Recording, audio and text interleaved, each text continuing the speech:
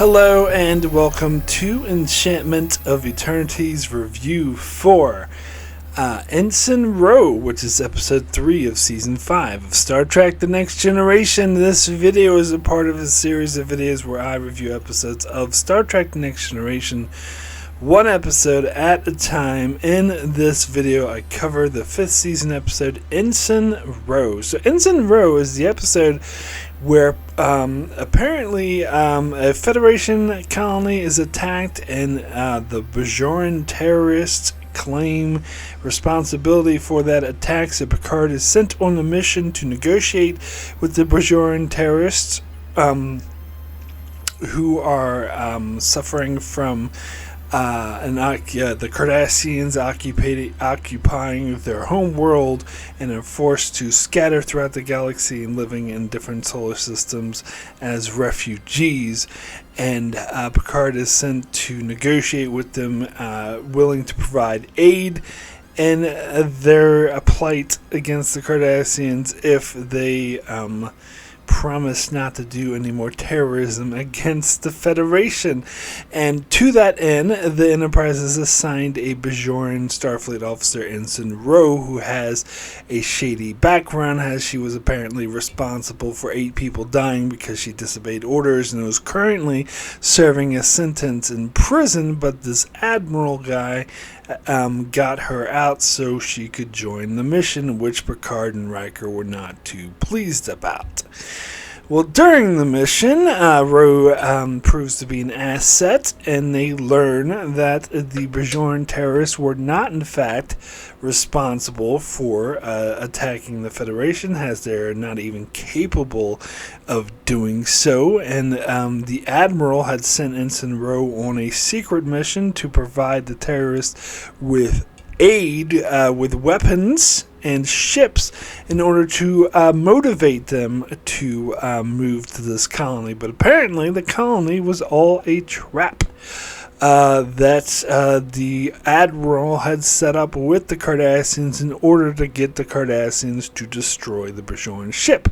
And Picard lets that play out exactly as the Admiral intended. However, the ship was empty because Picard saw it coming.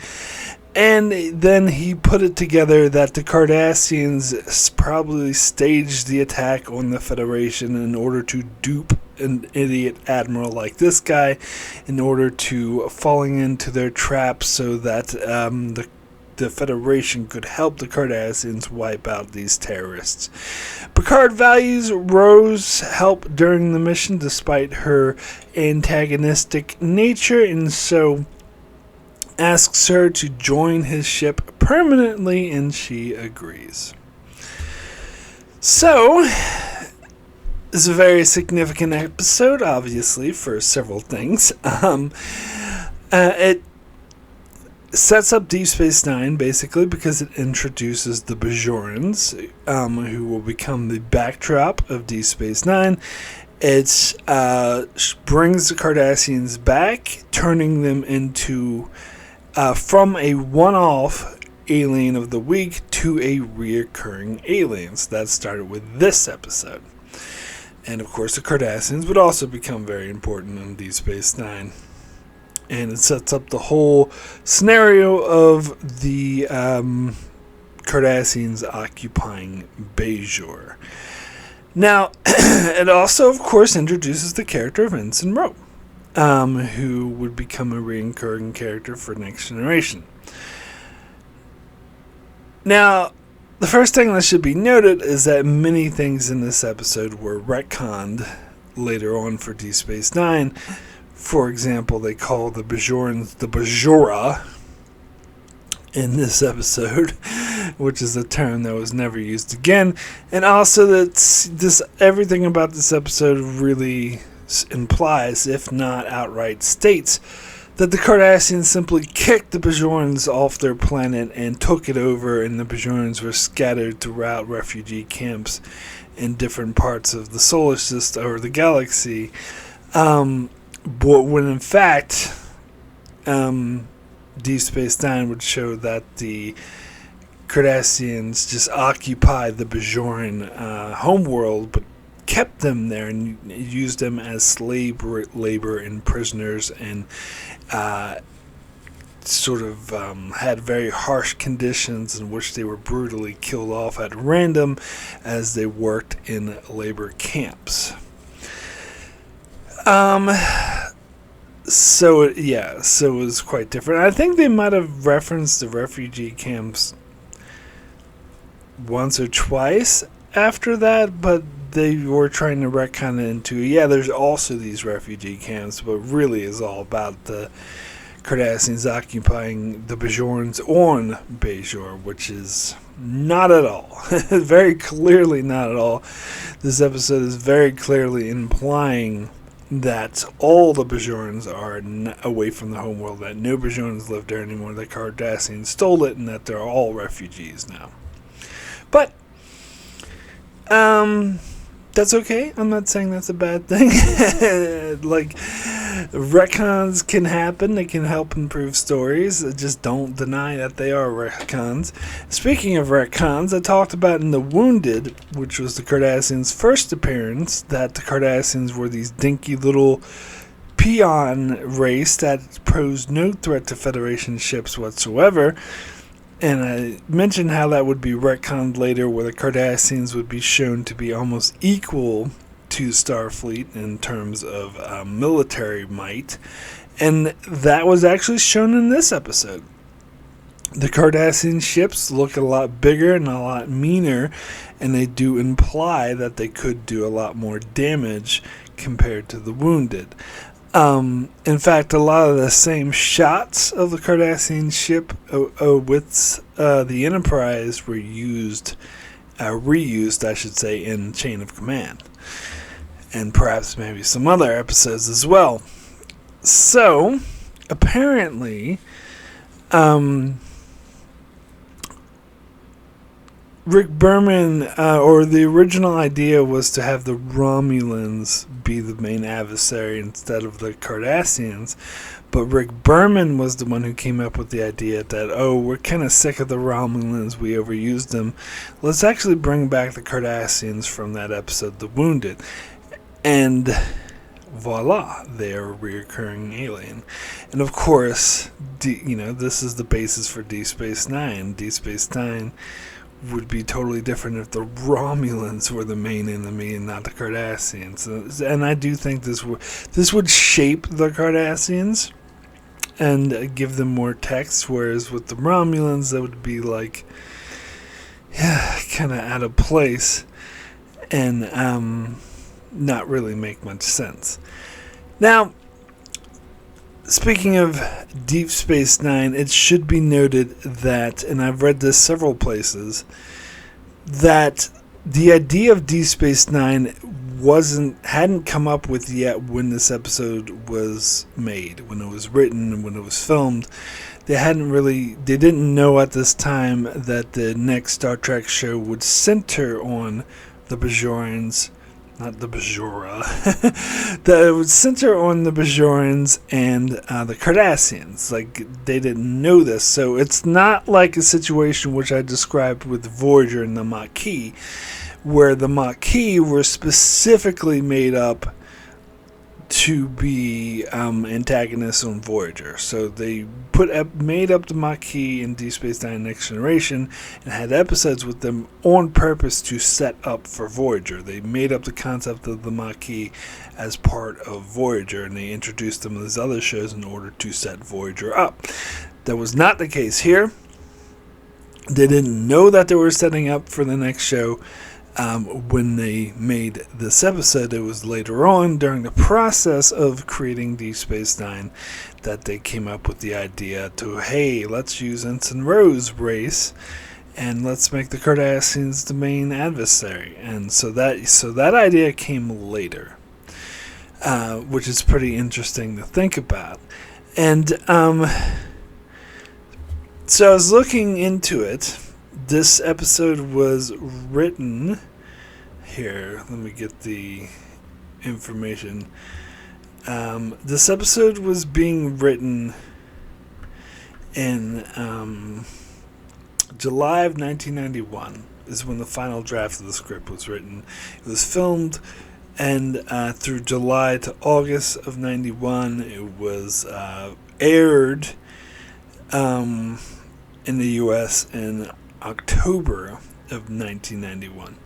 Now, I couldn't find exact dates on when Deep Space Nine was first being developed. Just that one of the studio execs at Paramount went to Rick Berman and just said we came up with a very vague idea to make another Star Trek show, this time based off of The Rifleman, which is about a father and a son going to a frontier town that was very, frontier and rough and everything, and settling there. And so the only date that I got from that where that conversation took place was 1991. It doesn't say when in 1991. So it could have perceivably been before July, because maybe they just had a very vague idea of doing another Star Trek show and hadn't thought up of any of the details yet when this episode was written, or maybe the idea came out after this episode. And this is something I'm going to talk more about because Gene Roddenberry passed away in December of 91, if I'm remembering correctly, somewhere around that time. And it was stated that Rick Berman did vaguely mention to Gene Roddenberry when he was in very poor health that they wanted to do another Star Trek show, and he was on board with it. But Rick Berman said that he was never able, once they came up with the details on what Deep Space Nine was going to be, Gene Roddenberry's health was already too far gone for Rick Berman to have that kind of a conversation with them, and then he sadly passed away before they were ever able to have that conversation. So Gene Roddenberry never really knew Deep Space Nine. Now there are different accounts. Like there's this other exec at Paramount who believes that Gene Roddenberry would have loved Deep Space Nine, would have jumped up and down for that idea and thought it was great that his legacy was continuing. There was Roddenberry's assistant who believed that Gene Roddenberry would have hated Deep Space Nine, would have been totally against it, in fact spoke out against it, the concept of doing another Star Trek show, which is not what, it's in conflict with what Michael Piller and Rick Berman said. They said that he was all for the idea, so make of that what you will. But anyway, not here to talk about Deep Space Nine, here to talk about Ensign Ro. But interesting to think about that this is going on behind the scenes during season 5. But as I said, like, this episode wasn't made with that intention. It was later on realized, hey, let's base a whole show off of this one episode, basically. Because, yeah, at that point, the Bajorans, other than Ensign Ro, who had appeared in 8 episodes, or not yet, during season 5 it was only 6, but other than her, the Bajorans only appeared in this one episode, so they were basically basing off the whole concept of the new show, which was centered around the Bajorans, who only appeared in this one episode. So, very influential. So this episode was, in fact, written by Michael Piller, and the story credit goes to Michael Piller and Rick Berman. So usually that's not usually common for the two bigwigs to write in episodes. So it was probably because they did see it as a pivotal episode introducing this new character of Ensign Ro, because they had the idea ever since Will Wheaton left the show in early season 4 to replace Wesley with a female helmsman. And they had random ones come in and sit at the helm, but they wanted to have a permanent guest star, and they saw Michelle Forbes play a character in Half a Life, and I was really impressed with her, so asked her to come back to play this character of Ensign Ro, who Michael Piller developed, and so it's probably why he wrote this episode. And if I dare say, it's a very well-written episode. Michael Piller is a good writer. I've said this before, and I'll continue to say it. Now, Ensign Ro, I think, is in fact a very good character, a very interesting character. She brings something very different to the show, to the Next Generation, family-friendly bubbles and squeak, all shiny, happy, la-di-da-di-da cast. We get someone who's more cantankerous and grumpy, but not in an annoying way like Dr. Pulaski, more in a gritty, more realistic way that I find more interesting. And so, if it's not clear yet, I really like the character of Ensign Ro. In fact, I was really disappointed watching this episode. The feeling I feel a lot while watching this episode is regret that she wasn't in more episodes. As I said, she only appeared in 8 episodes in the series. Next Generation. I'm not counting her Picard appearance, which was decades later. In the Next Generation, she never appeared in Displaced, even though they wanted her to be a main character there. But of course, Michelle Forbes turned it down. And so apparently they were having a hard time getting her back to reoccur.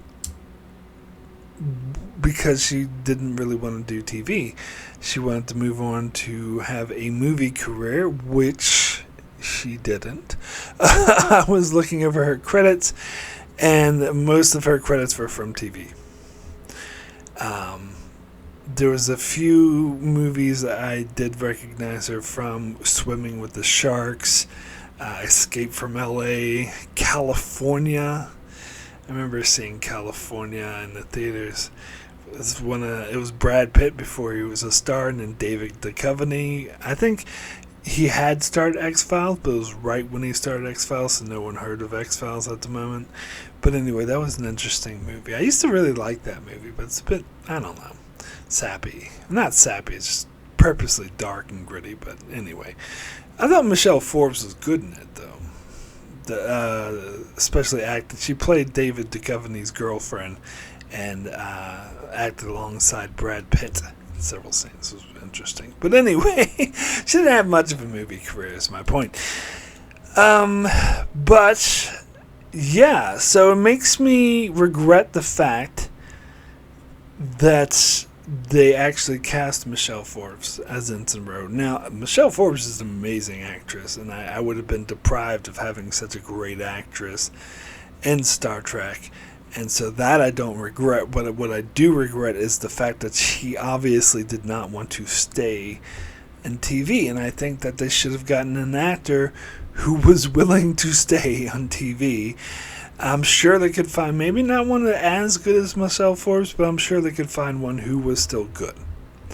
Who would have played Ro Laren really well. Because the main thing that I regret is there's not more appearances of Ro Laren. I think she was a great character, and they should have, instead of saying, oh, you're going to be a reoccurring character who shows up every once in a while, they should have pinned her down and be like, you're going to be a main cast member.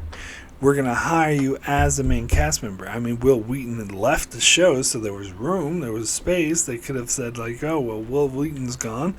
Let's make you a main cast member, which obviously Michelle Forbes didn't want to do, so they should have gotten someone who did want to do that. And instead of having her show up in just 8 episodes, they could have her be a main character for the rest of the show. I think I would have much preferred that. And I think it's a shame that they didn't do that, but I gotta be happy with what we got. And so Michelle Forbes was willing to stick around for the show apparently in Season 5, but after Season 5 she wasn't really interested. At least that's definitely how it appears. So in Season 5 she appeared in this episode Ensign Ro, but also Disaster, in which she played a fairly major role where she had a sort of argument with O'Brien, and they were sort of playing the foils for Troy, who was in command of the ship.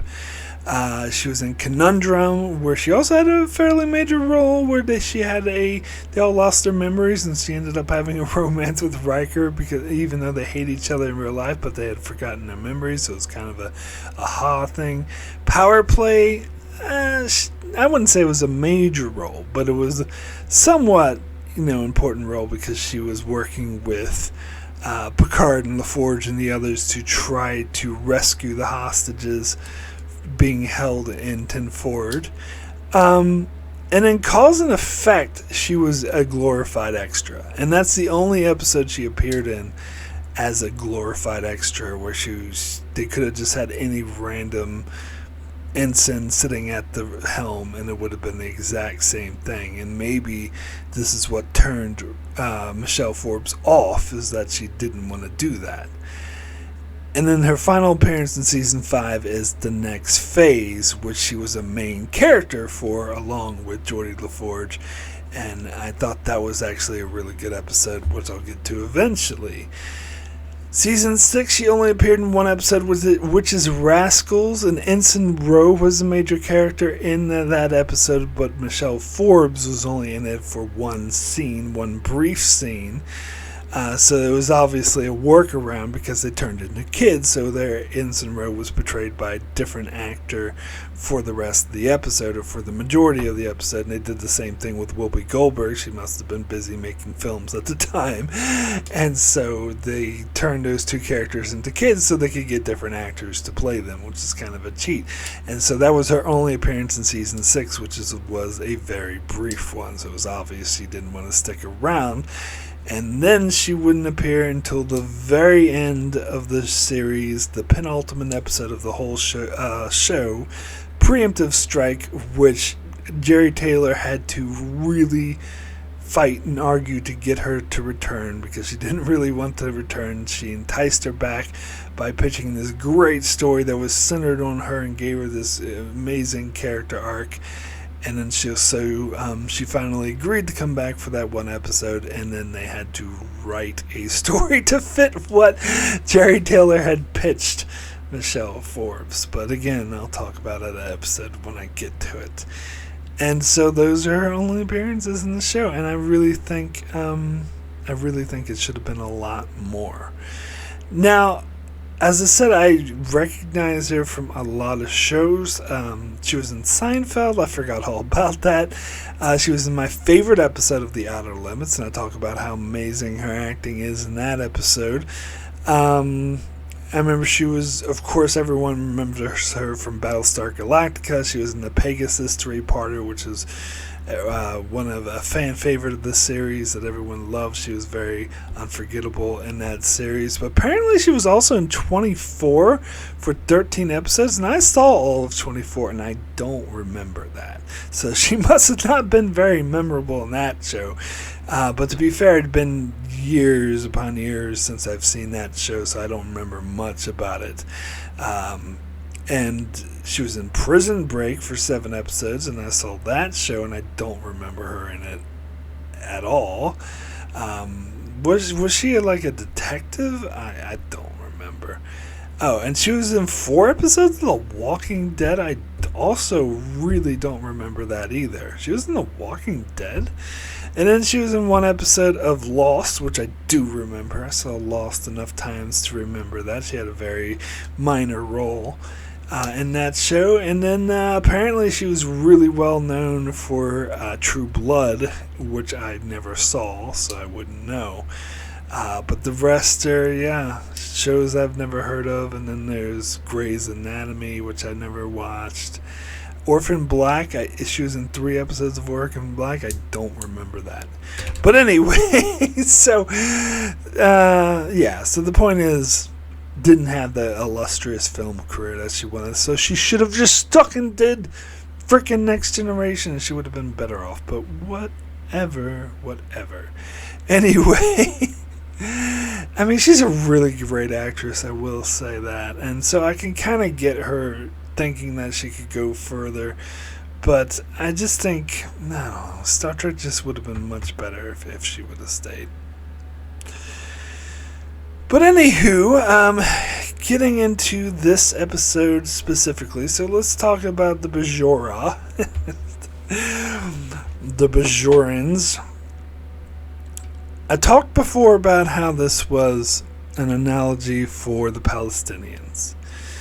And again, I have to very heavily, strongly emphasize that you need to, when I say that, you need to completely disregard Deep Space Nine and only think about this episode, because I'm only talking about this episode. They obviously changed metaphors when they were talking about Deep Space Nine. But the more because I didn't really know much about the Palestinian and Israel conflict until very recently, and I've done a lot of, because of the recent situation there, I've done a lot of studying the backstory and the history, and a lot of, from both sides, and getting like a comprehensive picture of what it was. In the past, I didn't really understand the conflict at all. I didn't know much about it, so I didn't want to speak to it either way. But I had heard that this episode was the Bajorans were a metaphor for the Palestinians. But again, in Deep Space Nine, it's more of a very obvious metaphor for Jewish people during World War II, during the Holocaust. That is beyond obvious that that's what Deep Space Nine is doing. But again, as I'm saying, when you're looking at it from this episode, it's different than Deep Space Nine. So you have to completely, because I remember I mentioned this before, and someone was like, "Whoa, you're saying the Bajorans or the Palestinians?" I didn't get that from Deep Space Nine. I'm like, no, I'm not talking about Deep Space Nine. You gotta disregard that. They changed the metaphor once you get to Deep Space Nine. I'm talking only about this episode. But there's several things that stick out to me. The refugee camps, they're being kicked out of their homes, which is allegedly what happened to a lot of Palestinians when the Jewish state of Israel took over.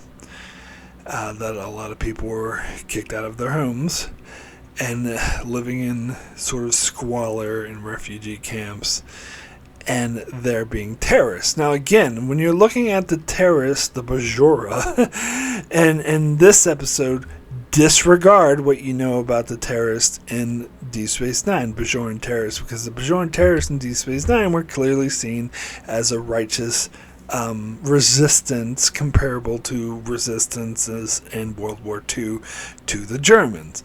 It was comparable to any Jewish sort of resistance against the Holocaust, and that is not how they're portrayed here.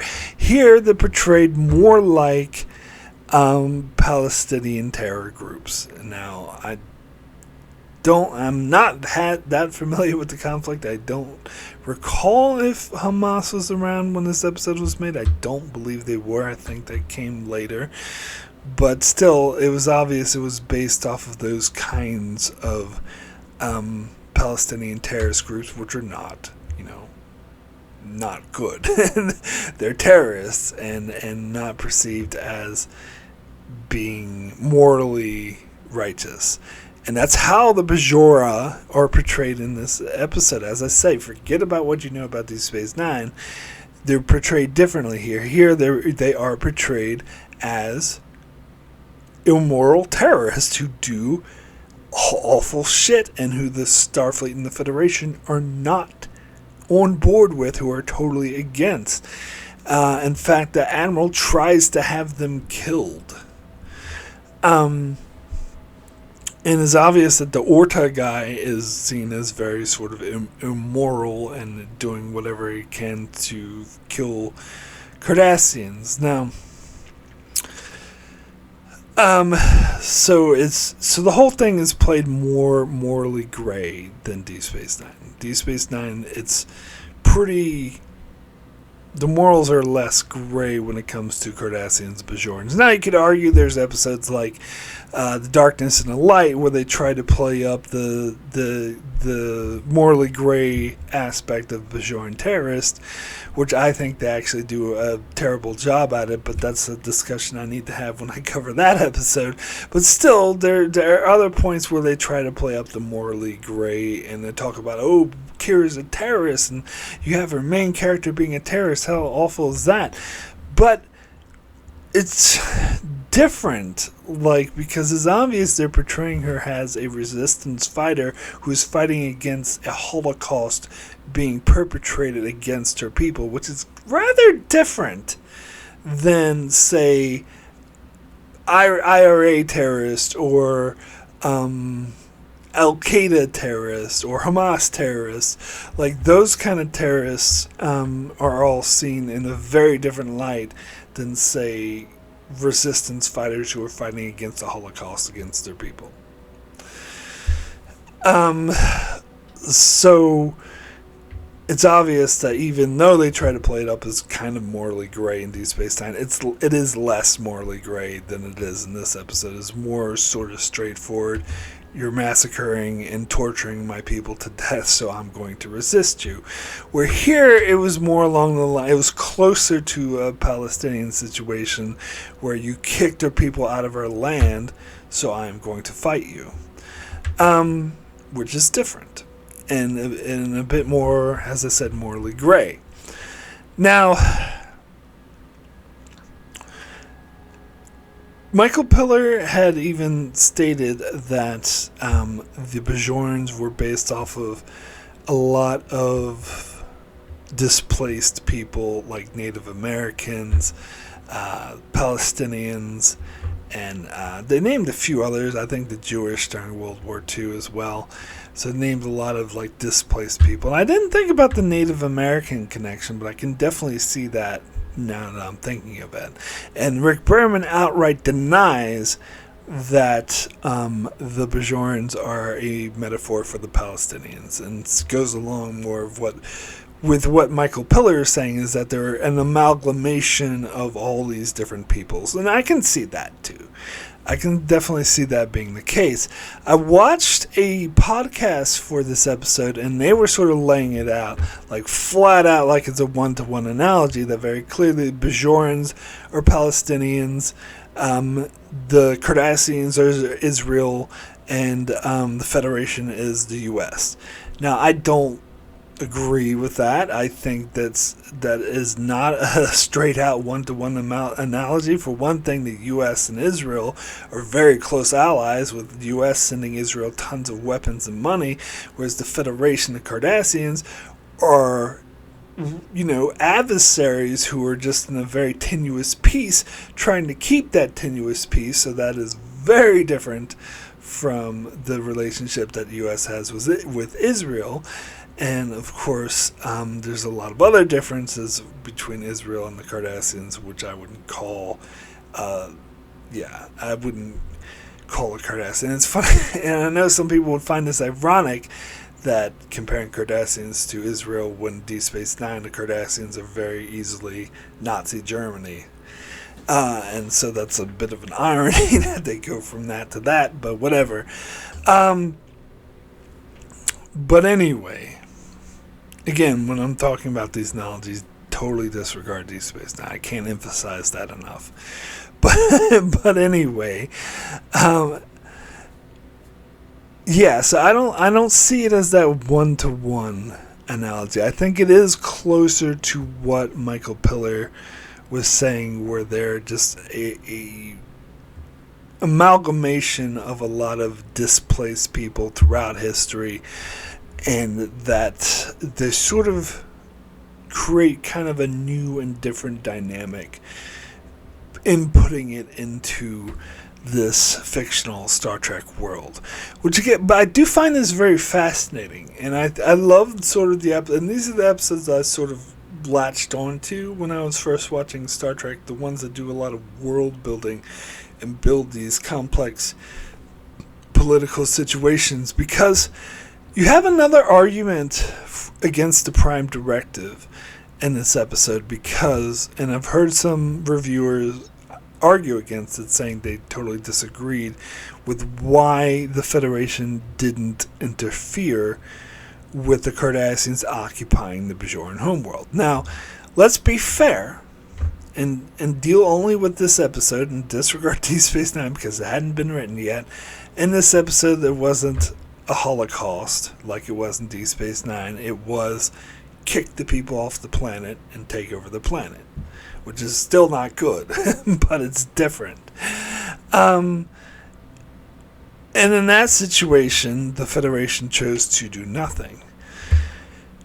Now, Picard's reasoning for that he gives is that it happened behind what is legally considered by the Federation Cardassian space.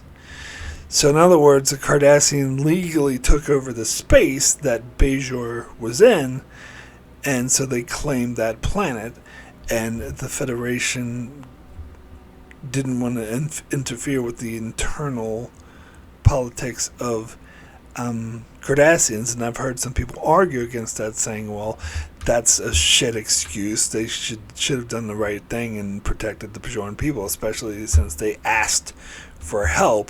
The Federation Starfleet should have went in there and helped them. But I don't think it's as clear cut as that, because let me make this analogy.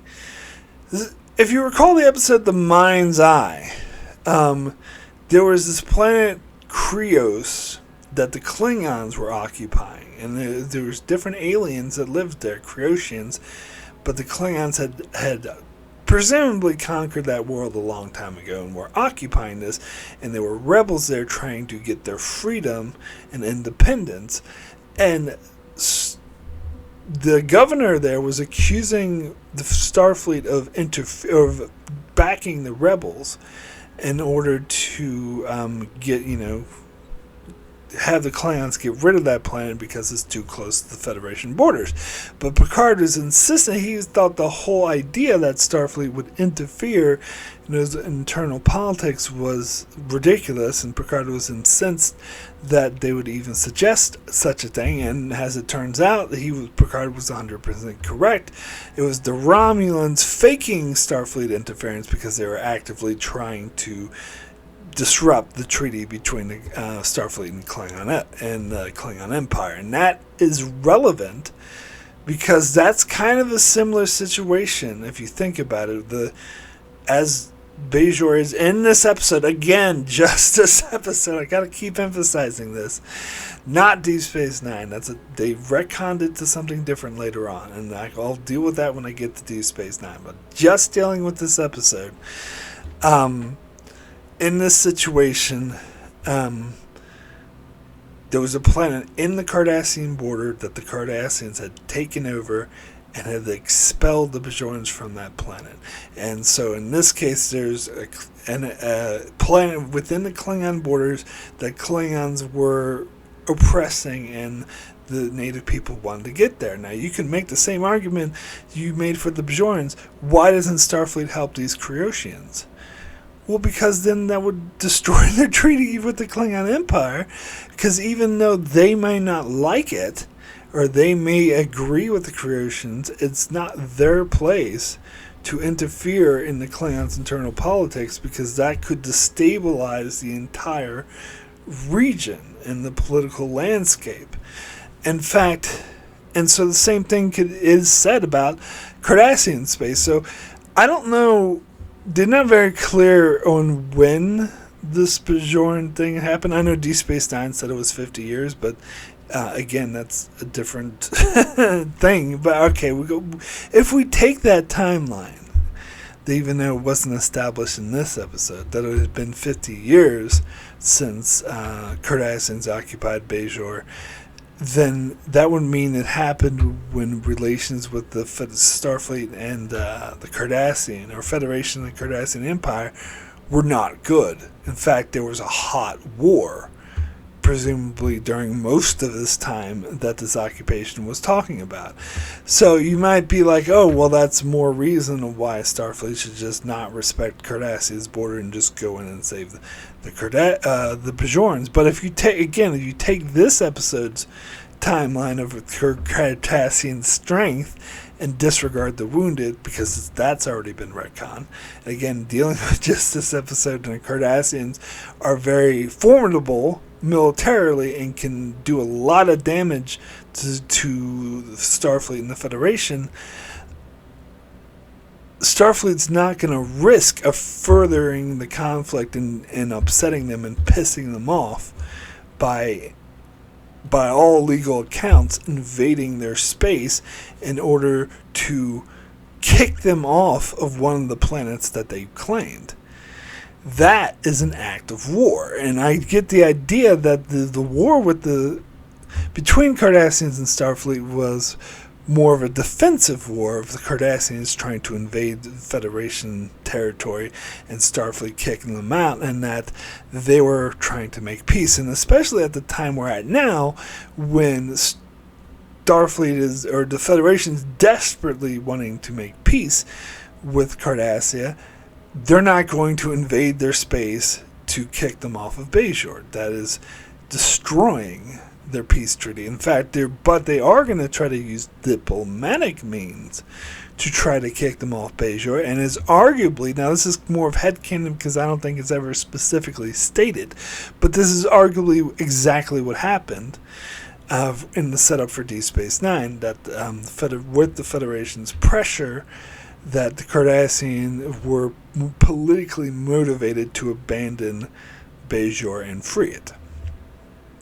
And so, and if you look at Starfleet and the Federation, they're more likely to use diplomatic means than military means. They try to avoid war at all costs, which I know they got a lot of shit for doing this, but it's a policy I actually totally agree with. War is hell.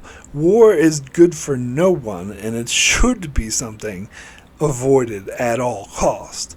And if we're talking about this utopian society that values life and has great morals, then I think it makes perfect sense that their policy towards war would be, don't fucking do it. In fact, Star Trek, going back to the original series in its core, has always been anti-war. It's always spoken out against war.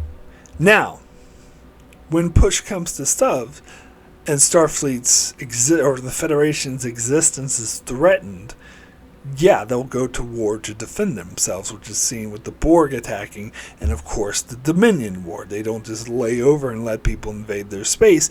They'll defend themselves, but they're not offensive. They don't invade other people's space, and I'm sorry. Fact is, if they were to go to Bajor and fight the Cardassians militarily to try to kick them off, that is invading the Cardassian space, whether we like it or not. And so that is not something Starfleet would do. And so then the whole issue becomes a lot more complex. Like I'm saying, it's not just an example of Starfleet because of the Prime Directive. They'll sit by and let people be tortured and atrocities be committed. It has more to do with the greater political landscape. And I'll say something that will probably be very controversial. Most of all, is that I actually agree with that decision.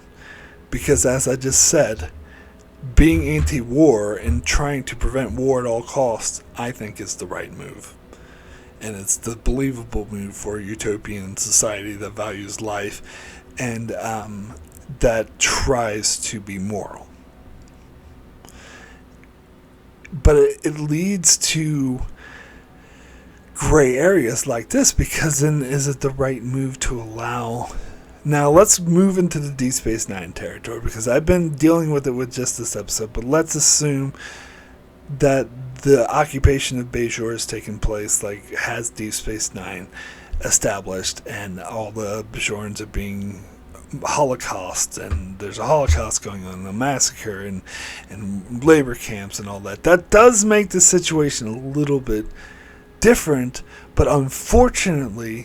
if the situation is still as described in this episode, that it's legally in Cardassian space, then unfortunately no. A military action would only serve to antagonize the Cardassians, in which case maybe they lose. Maybe Starfleet comes and they free the Bajoran people, but then the Cardassians come back with a greater force and kick Starfleet out, and they take over Bajor again, and so nothing's accomplished except for millions of people dying on both sides. So obviously the better option, and that plus they would just spark the war, cause more war because they invaded their sovereign territory, and so you have a war that would be going on for longer and more millions of people, probably billions in the case of this intergalactic landscape, billions of people dying because of that action. And so that makes it a lot more, again, it got a lot more complex and gray, that the right thing to do is to allow a Holocaust to happen, because the alternative is a greater war in which billions and billions of people will die. It's not pretty, but it's realistic. But what they should do, they shouldn't just let the Holocaust happen. They should use their political might to try to politically maneuver Cardassians to get off the planet, which, I remind you, worked. It's what they did do, and it worked, and it is why the Cardassians left the planet. So you have a better result, even though it might have taken longer and more millions of people died because of it. You still have a better end that justifies the mean, the better result of the Cardassians permanently leaving Bajor without having to force a war that would have killed millions and millions. But then I guess some people could look even further in the future and argue that the war actually happened with the Cardassians eventually anyway with the Dominion, but that's a totally different dynamic I don't think is relevant personally. I know some people might try to bring that in, and saying, oh, well, they should have attacked the Cardassians anyway, but then it just would have changed everything. It's hard to see what would have happened if, anyway. Now it's getting too complicated. So getting back to this episode, again, I keep straying from this episode, but I love how it makes me think of all these greater political situations. But so what it breaks down to, and I did get that some people were confused by this, is that the Admiral told Ro, hey, go do this mission where you give the Bajoran terrorists weapons, or promise them weapons and ships if they come to this planet. Say, bring them back to this planet and we'll support them militarily. And so Ensign Ro goes to do that. But she's ordered to keep it secret from Captain Picard. And this is, of course, the real reason why this Admiral brought Ensign Ro out of prison and made her go on the Enterprise, because he needed her, someone who he had leverage over because he could get her out of prison, in order to be his pawn so he could do this. Now, what she wasn't aware of, though, and what Picard would soon figure out, is that he didn't really want to give these Bajoran terrorists weapons. He was just using that as an excuse to entice them, because he knew that Picard, like negotiating under normal circumstances, would never going to convince them to go out and go to this other colony. So he needed like a bait, something to entice them to leave their colony and go to that other colony where the Cardassians could intercept them and destroy them and kill them. So he was in league with the Cardassians, because when he learned that the Bajorans attacked the Federation planet, the Cardassian ambassador came to him and was like, well, we got a common enemy, and so why don't we work together to kill them? And so they hatched this plan in order to draw the terrorists out in the open so the Cardassians come in and kill them. But Picard figured this out, realized this was the case, and so they had an empty ship, so none of the terrorists actually died, but he was able to expose the Admiral and the Cardassians' plan.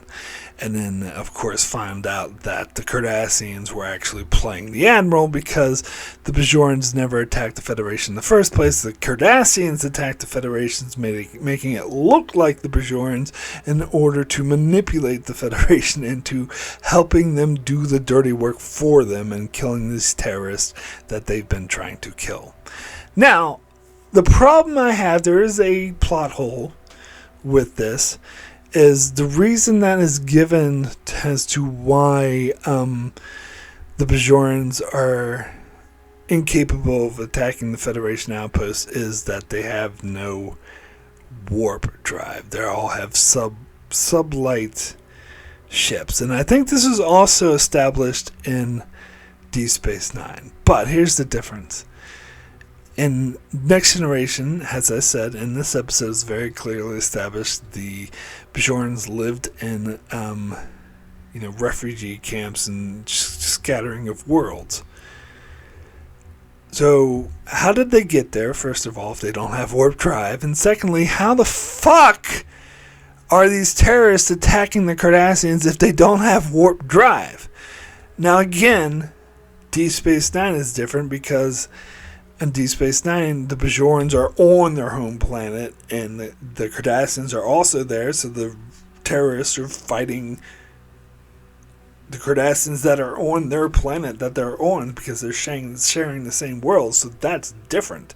That makes total sense. If you say Deep Space Nine, they only had sub-warp ships, that's fine. That's fine because the Cardassians are in their space, in their home world, attacking them. But in this scenario, this episode, they're in different refugee planets throughout the solar system, and the Cardassians are in different planets in different places. So how the fuck do they get there without warp drive? Well, they go in these tiny, impulse drives and take 4.5, 5 years to fucking get there? No! It doesn't make any sense. And so why would the Cardassians... How are these Bajoran terrorists even attacking the Cardassians? It doesn't make any sense. So that is... and this is, to be fair, a common flaw that shows up throughout Star Trek. They'll often mention ships have no warp drive or have sublight speeds without realizing the implications of how ridiculous that sounds. Like, a ship would take 20, 30 years to get from solar system to solar system without warp drive. So I don't think, sometimes the writers just don't think about that and they don't realize that. So that's just a little nitpick I have. As for Ensign Ro's character, she comes off as antagonistic in this episode, but I think it works. I think it's antagonistic in an interesting way. I like the friendship that Guinan forms with her. I love the scenes where, Guinan goes up to her and is like, do you want some company? She's like, no. He's like, oh, sure you do. It's like, I'd rather be alone. He's like, no, I don't think you will. I love how Guinan just contradicts her. I think it's great, and how they form the friendship and how she convinces her to go to Picard. I think that's really great. That's a great character story as well. So yeah, and I think the ending with Picard convincing her to come on the ship was a bit contrived because they want to bring that character onto the show, when in reality Picard doesn't really have that big of a reason to want her to serve on his ship. I mean, sure, he could have seen some potential in that she did make the right move towards the end, but really, I mean, she's still antagonistic and doesn't get along with anyone. But I think it's interesting bringing a character like that. And I love, here's another thing that I forgot to talk about when I was making the Palestinian analogy, because it's another thing that really makes me think of Palestinians. But of course this could apply to any displaced people. But I do just know specific examples when it comes to Palestinians, is that when Picard wants to negotiate with the Bajorans or find the Bajoran terrorists and wants information, they want to go to this Bajoran ambassador. And Beverly's like, oh yeah, this is a nice guy. I've seen him at a lot of diplomatic functions, and he's a great dancer. And this nice callback to Beverly being a dancer too, and all that. And Ensign Ro's like, you're wasting your time by talking with him, because he's the diplomat, he is the official face, but he has no actual real power. None of the Bajorans actually listen to him.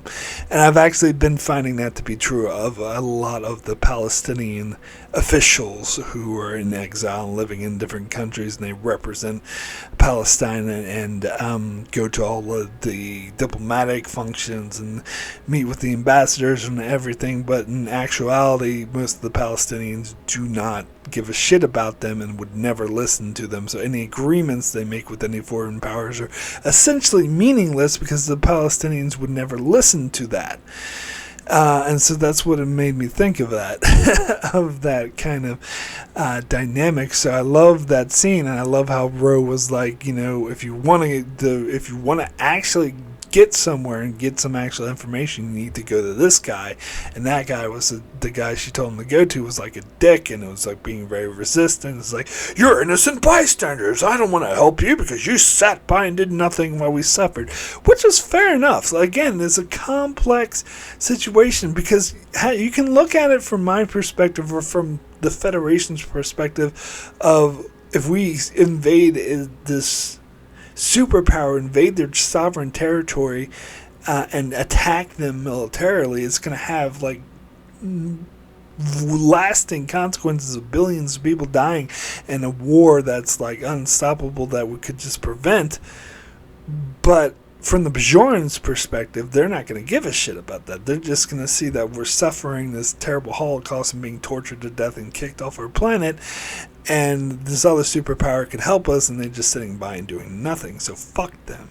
And you can understand, even though I agree with Starfleet's position, I can definitely see this guy's position too, and understand and sympathize with it. As I said, it's a very complex situation, which is what makes this episode so good. So anyway, this video is getting pretty long now. So, I would now like to thank my Patreon supporters very much for supporting me on Patreon. It's very much appreciated. Helps me continue with the channel. I'd like to give a very special thanks to Brandon Neil Howells. Thank you so much for all of your support.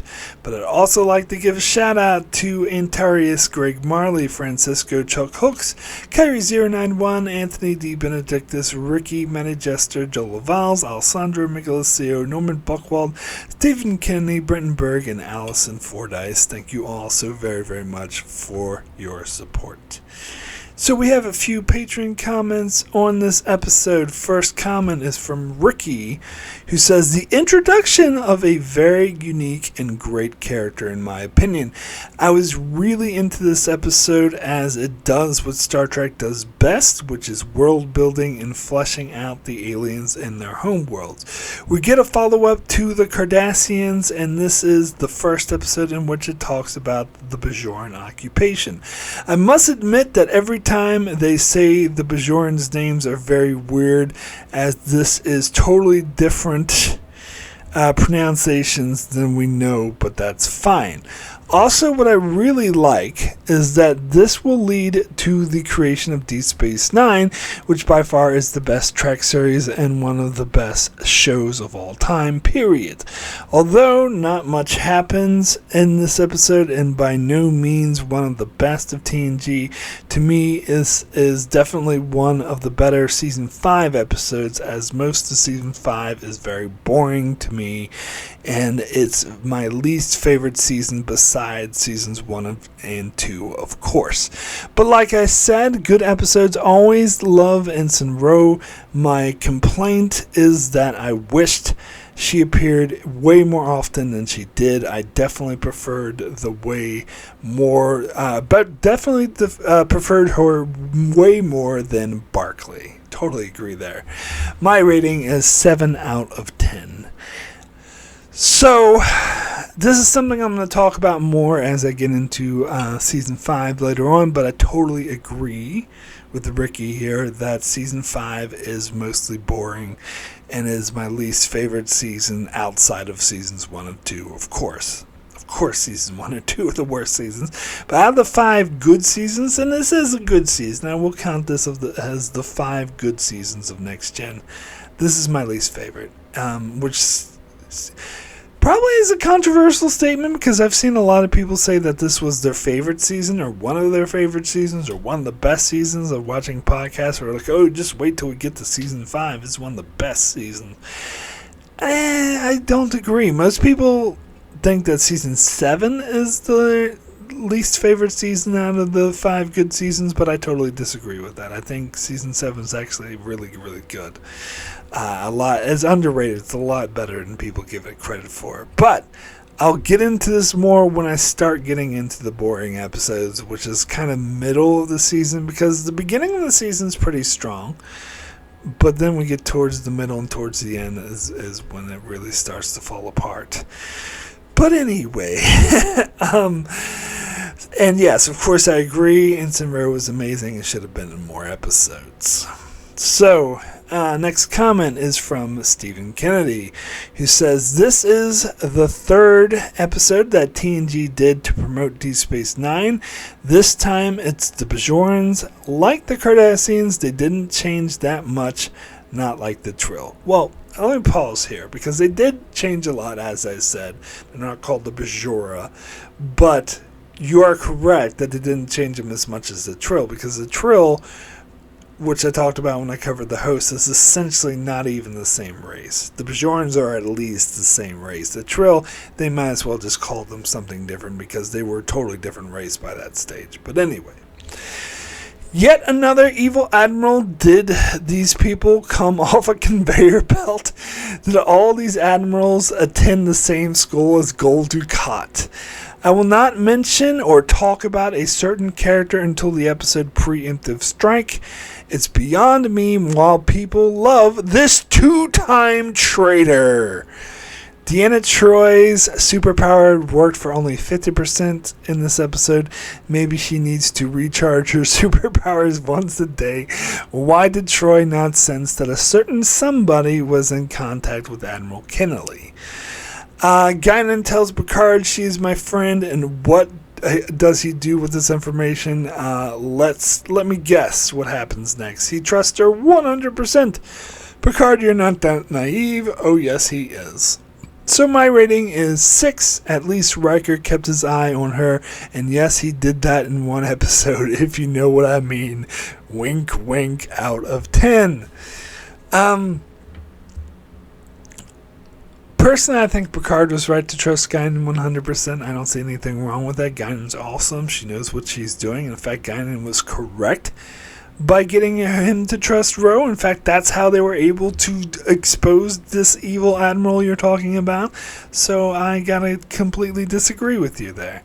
Also, Deanna's superpowers are not that specific where she would be able to tell that Ro was in contact with the Admiral. She's only able to sense emotions, and she could sense that Ro was conflicted about something, but not know exactly what that means. So, again, I don't think her superpowers were that failing. But again, that's just me. I do get your point about the evil Admirals, though. That's another thing I forgot to mention, that this Admiral is a very stereotypical evil. In fact, not only is he an evil Admiral, he's a stupid Admiral, as he falls for the blatant trick that the Cardassians were playing for him, which should have been fucking obvious. But I do kind of buy that, though, because he totally bought hook, line, and sinker that the Bajoran terrorists attacked Federation, because he just sees them as scummy terrorists, which I think is very analogous to a lot of things present day that I'm not going to get into. But anyway,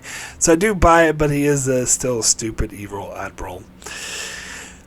And of course, I totally disagree with you about Ensign Ro, but we'll talk more about that later.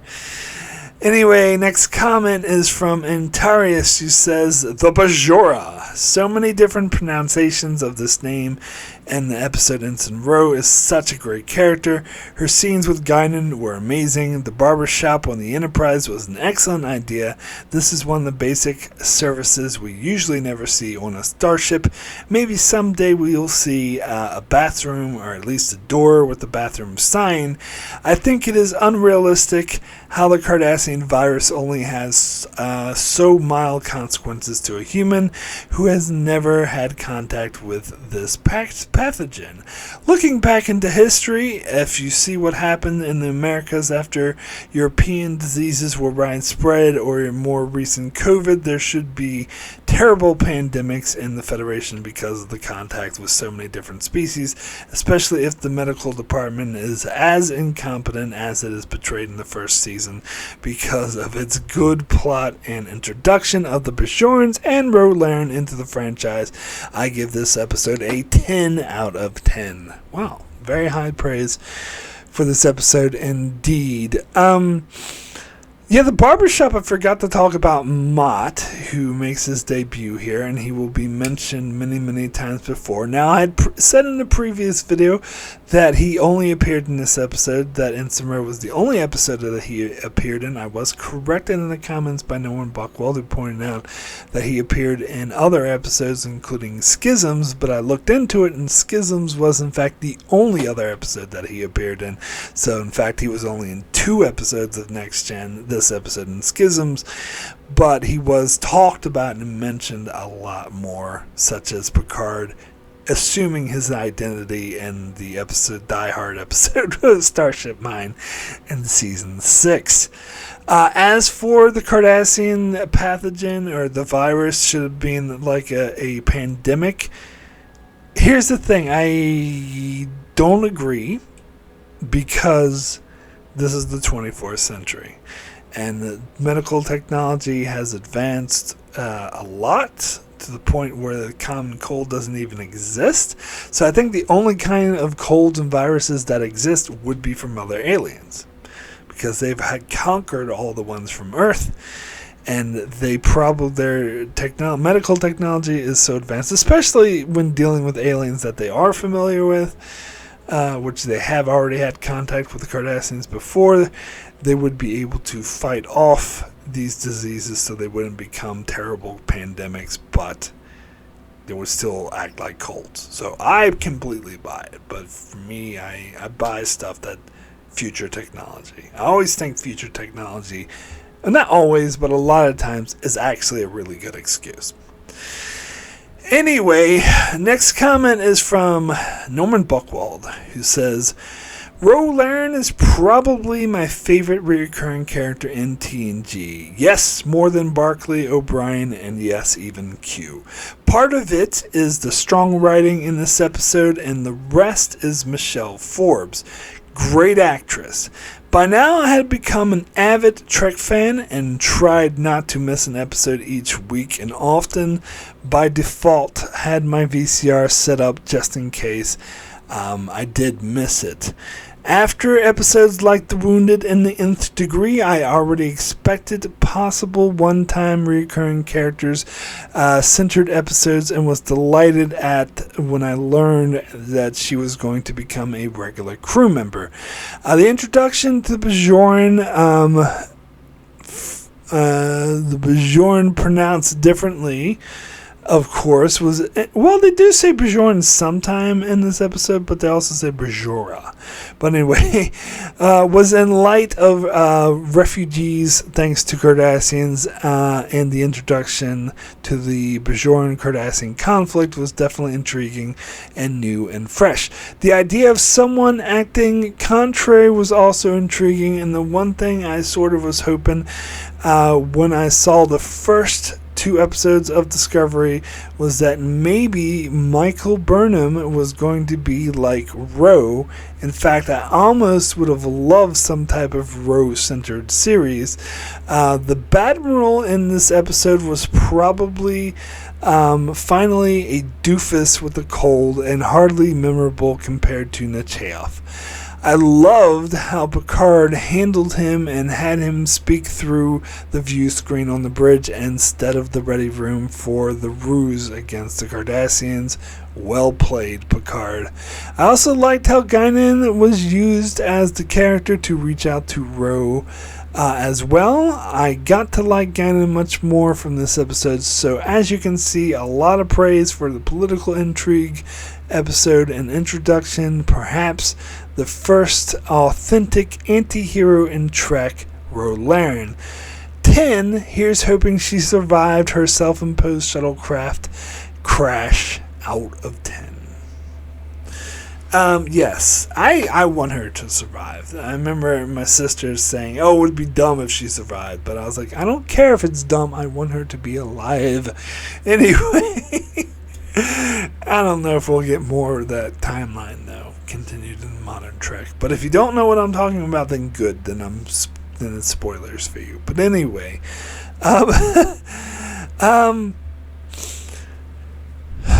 yeah, I forgot to mention that when I first saw this episode after I had seen all the rest of season 5. So, in fact, I might have even seen the start of Deep Space Nine and Chain of Command before I saw this episode, although I'm not sure if that was the case. I think I might have saw this. But I was already aware that the Cardassians were going to be brought back in Deep Space Nine, at least. I knew that when I watched this episode, and I knew of the Bajorans from Ro Laren, and I knew Ro Laren from all the other episodes. I already saw all the other episodes she was in season 5 before I saw this one. So I watched it in a really weird order, so I never connected it. So this episode wasn't the introduction of Ro Laren to me like it should have been. But, so I already knew who she was when I saw this episode. But so I had a different reaction to it. Anyway, Norman Buckwald says, oh yes, since you already reviewed it, one small comment about Darmok. I have friends who majored in linguistics who strongly criticize that episode, and I understand their reasons. But the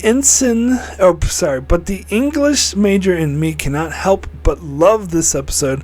I love just the idea of a species constantly using myths and metaphors in their whole lexicon, and the children of Tama can at least continue in Trek to be known and treasured for the way that they're talking. I am thankful for them introducing one as a bridge character in Lower Decks. Yeah, the Beast of Tanagra-like character effects are cheesy, although in a recent Discovery episode I laughed as the cloaked aliens in that one reminded me of this one. But scenes like Picard telling the other captain of the tale of Gilgamesh and other parts in this episode remind me of why I am such a Star Trek fan. So yeah, it can be seriously nitpicked, but there's a lot of episodes that deserve more than a lot of praise in spite of bad science. So I will continue to give this episode a 10 shaka indeed out of 10, and at least that's why Joe Manowski has his moments when he doesn't throw canon in the trash, I guess, looking at Dark Frontier. Well, not only does he throw canon in the trash, sometimes he throws logic in the trash, which is what he did in this episode. Because I'm going to talk about this more in my revisited for the Patreon supporters, but it's starting to bother me more and more that the language that they use is that not actually a language, it's a dialect. They need to have a base language. Their language doesn't make any sense without a base language, and if they have a base language, then they would be able to understand Picard. And that fact, he would just sound funny. He would be talking weird because they talk with metaphors, but they would still be able to understand him. Because he says shit like, Darmok on the ocean. Well, what the fuck is an ocean? And he says his face red. What the fuck is a face? What the fuck does red mean? You need to have a base language for them to know those things. So if they have a base language, then they can understand what Picard's fucking saying. And that is starting to bother me more and more and more. So I actually brought my rating down. I'm no longer at a 10 for that episode, but I still like it. I still think, Still think it's a good episode. But yeah, so it is something that I'm not just willing to hand wave away anymore. It is bothering me a bit too much.